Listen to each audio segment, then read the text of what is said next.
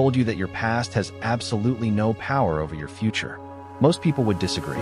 They believe their childhood shaped them, their failures define them, their trauma controls them, and their circumstances determine how far they can go in life. But according to one of the most controversial ideas in psychology, all of that might be wrong. In the book The Courage to be Disliked, author Ichiro Kishimi introduces a philosophy so powerful that it can completely change the way you see yourself. A philosophy that says, you are not controlled by your past. You are controlled by the meaning you give it. Think about that for a moment. What if your fears, your insecurities, and even your excuses are not caused by what happened to you? What if they are choices you continue to make every day without realizing it? At first, this idea sounds impossible, maybe even offensive, but by the end of this video, you may never look at your life the same way again.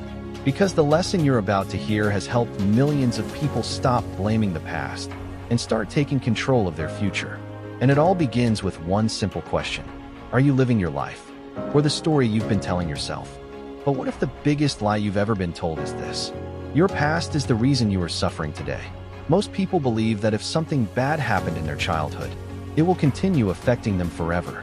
They believe their trauma controls their confidence, their relationships, their happiness, their future. But the philosopher in this book introduces a shocking idea. He says, trauma does not exist. Now before you get angry, that doesn't mean painful events never happened. It doesn't mean suffering isn't real. What he means is something much deeper. Two people can experience the exact same event, yet live completely different lives. One becomes stronger, the other remains trapped for decades. Why? Because the event itself is not what determines the outcome. The meaning assigned to the event does. According to Adlerian psychology, we are not driven by causes. We are driven by goals. In other words, many of the things we blame on our past may actually be choices we continue making in the present. Think about it. How many times have you said, I'm not confident because of my childhood. I can't trust people because of what happened before. I can't succeed because my situation is different. These explanations feel true, but they also keep us stuck. Because if the past is controlling everything, then we have no power. And that is exactly why this idea is so uncomfortable. It removes the excuse. It places responsibility back into our hands. The moment you realize your future is not controlled by your past, you stop waiting for life to change, and you start changing your life yourself. But this raises an even bigger question. If our problems are not caused by the past, then why do so many people feel unhappy, anxious, and insecure in the first place? The answer, according to this book, is both simple and uncomfortable. Most of our suffering comes from other people. In fact, Adler believed that almost every problem in life is a relationship problem. At first, that sounds impossible. What about stress, anxiety, low confidence, loneliness, success, money? According to Adler, relationships are hidden behind all of them. Think about it. Why do people feel insecure? Because they compare themselves to others. Why do people feel lonely? Because they struggle to connect with others. Why do people feel anxious? Because they worry about what other people think. Why do people chase success? Because they want recognition from other people. The more you think about it, the more difficult it becomes to ignore. Many of the battles happening inside your mind are connected to your relationships with others. And one of the biggest traps is comparison. From childhood, we are taught to compare ourselves. Better grades, better looks, better jobs, more money, more followers, more success.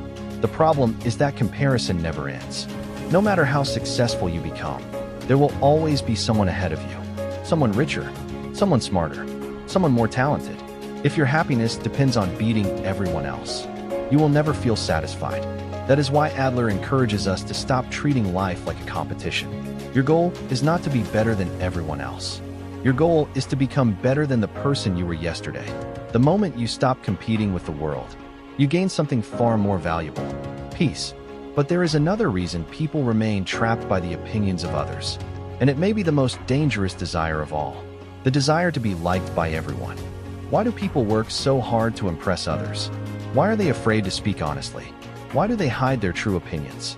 According to this book, the answer is simple. They want approval. They want everyone to like them. And that desire quietly controls their lives. Think about how many decisions people make just to avoid criticism. They stay silent when they want to speak. They follow the crowd when they disagree. They chase careers they do not enjoy. They live according to other people's expectations, all because they fear being disliked. But Adler believed something radical. If you want freedom, you must accept that some people will dislike you. No matter what you do, no matter how kind you are, no matter how hard you try, you cannot control how other people see you. And trying to control it will only make you miserable. This is why the title of the book is so powerful. The courage to be disliked. Not because you should seek rejection, but because you should stop sacrificing your life to avoid it. The truth is that criticism is often the price of authenticity. The moment you start living according to your own values, some people will disagree, some people will judge you, and some people will simply not like you. That is normal. The goal is not to be liked by everyone. The goal is to be honest with yourself. Because the person who needs your approval the most is not other people, it is you. But there is one final lesson in this book that ties everything together. A lesson that can completely change the way you deal with other people and take control of your life.